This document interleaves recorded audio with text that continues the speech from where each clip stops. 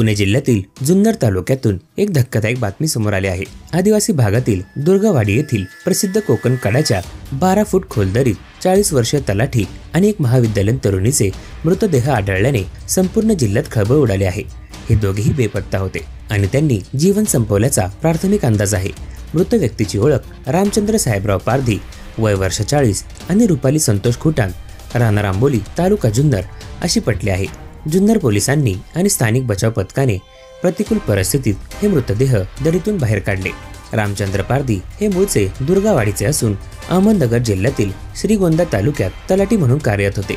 गेल्या काही दिवसांपासून ते बेपत्ता होते, ज्याबाबत त्यांच्या पत्नीने अहमदनगरच्या तोफखाना पोलीस ठाण्यात तक्रारही नोंदवली होती।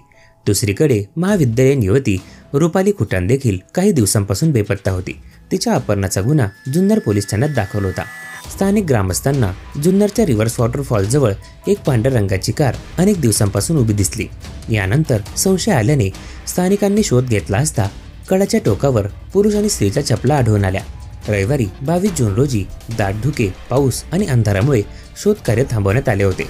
मात्र सोमवारीच म्हणजे 23 जून रोजी सकाळी बचाव पथकाने दरीत उतरून शोध घेतला असता रुपाली आणि रामचंद्र यांचे मृतदेह आढळून आले।